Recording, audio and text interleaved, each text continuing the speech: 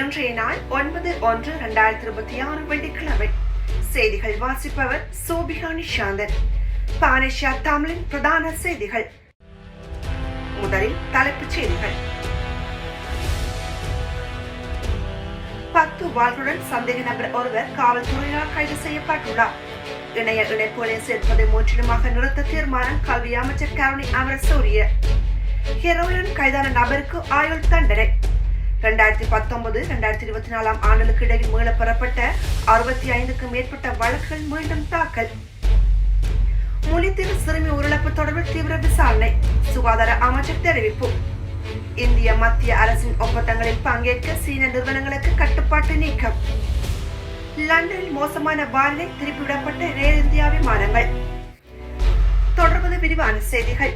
முதலில் தாயக செய்திகள். 10 வாள்களுடன் சந்தேக நபர் ஒருவர் மட்டக்குழிய காவல்துறையினால் கைது செய்யப்பட்டுள்ளார். குறித்த சந்தேக நபர் போதைப் பொருள் மற்றும் பாதாள உலக குற்றவாளியான வெள்ளி தனஸ்கவின் ஆதரவாளர் என தெரிவிக்கப்படுகின்றது. இதன்போது கைது செய்யப்பட்ட நபர் மட்டக்குழிய பகுதியை சேர்ந்த 22 வயதுடையவர் என கூறப்படுகின்றது. மட்டக்குழிய ஆலிவத்த கோவில் அருகே 16 கிராம் 400 மில்லிகிராம் ஹெரோயினுடன் சந்தேக நபரை மட்டக்குழிய காவல்துறை அதிகாரிகள் குழு கைது செய்துள்ளது. அதனைத் தொடர்ந்து சந்தேக நபருடன் மேலதிக விசாரணைகள் மேற்கொண்ட பின்னர் சந்தேக நபரின் வீட்டில் மறைத்து வைக்கப்பட்டிருந்த 10 வாள்களையும் காவல்துறையினர் கண்டுபிடித்துள்ளனர்.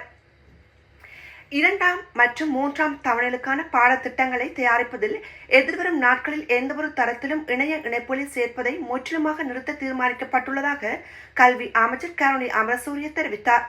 இன்று இடம்பெற்ற நாடாளுமன்ற அமர்வில் கலந்து கொண்டு கருத்து தெரிவிக்கும் போதே அவர் இதனை தெரிவித்தார். தேசிய கல்வி நிறுவனத்தின் கல்வி விவகார சபை மூலம் இந்த தீர்மானம் மேற்கொள்ளப்பட்டுள்ளதாக அவர் சுட்டிக்காட்டினார். குறித்த பாடத்திட்டங்களில் தற்போது சேர்க்கப்பட்டுள்ள வலைத்தளங்கள் மற்றும் பிற ஆதாரங்களுக்கு கட்டணம் செலுத்த தேவையில்லை எனவும் பிரதமர் இதன்போது தெரிவித்தார். மேலும் அரசாங்க வலைத்தளங்களை பயன்படுத்தும் போது வெளிப்படைத்தன்மை, பொறுப்புக்கூறல் மற்றும் கொள்முதல் ஆகியவற்றிலும் எந்த பிரச்சனையும் இல்லை என பிரதமர் கருணை அமரசூரி மேலும் தெரிவித்தார். போதைப்பொருள் கடத்தல் வழக்கில் குற்றவாளி என நிரூபிக்கப்பட்ட ஒருவருக்கு கொழும்பு மேல் நீதிமன்றம் ஆயுள் தண்டனை விதித்து தீர்ப்பளித்துள்ளது. இந்த தீர்ப்பை கொழும்பு மேல் நீதிமன்ற நீதிபதி நவரத்ன மாரசிங்க வழங்கினார். பொரஸ்கமுவ பகுதியில் 83.7 கிராம் ஹெரோயினுடன் சந்தேக நபர் கைது செய்யப்பட்டார்.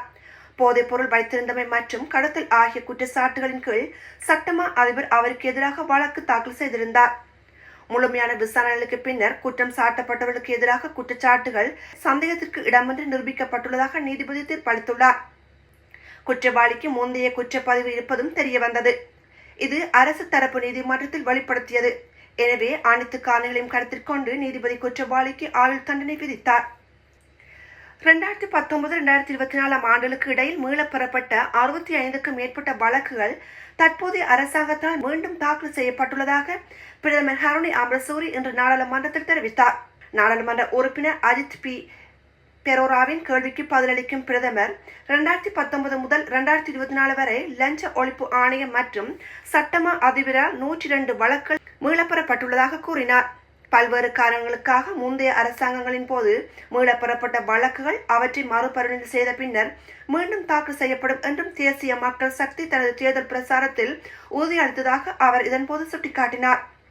34 வழக்குகளை மீண்டும் தாக்கல் செய்வதில்லை என்று முடிவு எடுக்கப்பட்டுள்ளதாக பிரதமர் தெரிவித்தார்.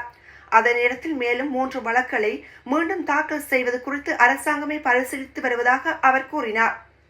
முல்லைத்தீவு மாவட்டத்தின் வைத்தியசாலையில் அனுமதிக்கப்பட்ட நிலையில் உயிரிழந்த 12 வயது சிறுமியான குகனேசன் டினோஜாவின் மரணம் தொடர்பில் சுகாதார அமைச்சு மேலதிக விசாரணைகளை முன்னெடுத்து வருவதாக சுகாதார அமைச்சர் நலிந்த ஜெயதிச தெரிவித்துள்ளார். நாடாளுமன்றத்தில் இன்றைய அமர்வில் கலந்து கொண்டு குறித்த சிறுமியின் மரணம் தொடர்பில் நாடாளுமன்ற உறுப்பினர் ராமநாதன் அர்ச்சனா கேள்வி எழுப்பிய நிலையிலே பதில் வழங்கிய போதே அமைச்சர் இதனை தெரிவித்தார்.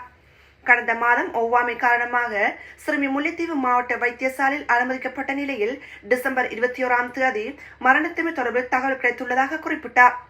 இதேவேளை சிறுமியின் மரணம் தொடர்பில் தமக்கு கவலை அளிப்பதாக தெரிவித்தார். தற்போது வைத்தியசாலையில் மற்றும் மாகாண மட்டத்தில் தனித்தனியாக முன்னெடுக்கப்பட்ட ஆரம்ப கட்ட விசாரணைகளின் அறிக்கைகளில் சுகாதார அமைச்சுக்கு கிடைக்கப்பெற்றுள்ளதாக குறிப்பிட்டார். அந்த அறிக்கைகளின் பிரகாரம் மேலதிக விசாரணைகள் இடம்பெற்று வருகின்றன.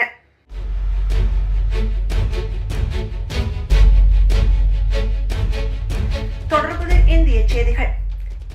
இந்திய மத்திய அரசின் ஒப்பந்தங்களில் பங்கேற்க சீன நிறுவனங்களுக்கு விதிக்கப்பட்டுள்ள கட்டுப்பாடுகளை நீக்க நிதி அமைச்சகம் திட்டமிட்டுள்ளதாக தகவல்கள் வெளியாகியுள்ளது.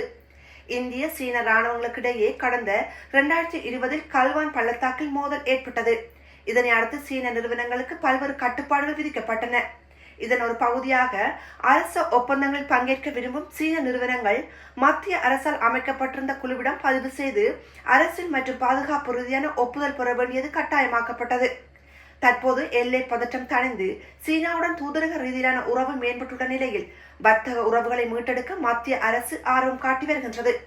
இதேவேளை சீன நிறுவனங்களுக்கு விதிக்கப்பட்டுள்ள கட்டுப்பாடுகளை நீக்க நிதி அமைச்சகம் திட்டமிட்டுள்ளது. எனினும் பிரதமர் அலுவலகத்துத்தான் இது தொடர்பாக இறுதி முடிவு எடுக்கும். திட்டங்களை செயல்படுத்துவதில் காலதாமதம் ஏற்படுவதாகவும் உதிரிபாக பற்றாக்குறை நிலவுவதாகவும் பல்வேறு அரசு துறைகள் தெரிவித்ததை அடுத்து தடையை நீக்க பரிசீலிக்கப்பட்டுள்ளது என மத்திய அரசு வட்டாரங்கள் தெரிவிக்கின்றன. தொடர்வது உலகச் செய்திகள். லண்டனுக்கு புறப்பட்டு சென்ற ஏர் இந்தியா விமானங்கள் மோசமான வானிலை காரணமாக வேறு பகுதிக்கு திருப்பிவிடப்பட்டன. மும்பையிலிருந்து லண்டன் ஹீத்ரோ விமான நிலையத்துக்கு புறப்பட்டு சென்ற ஏர் இந்தியா விமானம் மோசமான வானிலை காரணமாக காட்விக் விமான நிலையத்துக்கு திருப்பிவிடப்பட்டுள்ளதாக, அங்கு விமானம் பத்திரமாக தரையிறக்கப்பட்டுள்ளதாகவும் பயணிகளுக்கு தேவையான அனைத்து உதவிகளும் செய்து தரப்பட்டுள்ளதாகவும் விமான நிறுவனத்தின் செய்தி தொடர்பாளர் தெரிவித்தார். அதேபோல அமிர்தசரஸிலிருந்து பர்மிங்காம் நகருக்கு புறப்பட்டு சென்ற மற்றொரு ஏர் இந்தியா விமானம் மோசமான வானிலை காரணமாக லண்டனில் தரையிறக்கப்பட்டது. இது தொடர்பாக லண்டன் விமான நிலைய அதிகாரிகளிடம் அனுமதி பெற்று விமானம் பத்திரமாக தரையிறக்கப்பட்டதாக தெரிவிக்கப்படுகின்றது. அடுத்தடுத்து ஏர் இந்தியா விமானம் வேறு இடங்களுக்கு திரும்பி விட்டதனால் பயணிகள் பல்வேறு சிரமங்களையும் எதிர்கொண்டுள்ளனர். இத்துடன் பானிசிய தமிழின் பிரதான செய்திகள் நிறைவேறுகின்றன. செய்திகளை உடனுக்குடன் தெரிந்து கொள்ள பானிசிய தமிழ் நியூஸ் வலையொலியை சப்ஸ்கிரைப் செய்யுங்கள். நேரடியில் www.panisiatamil.tv என்ற இணையதளம் வாயிலாக தொலைக்காட்சி நீங்கள் பார்வையிடலாம். நன்றி.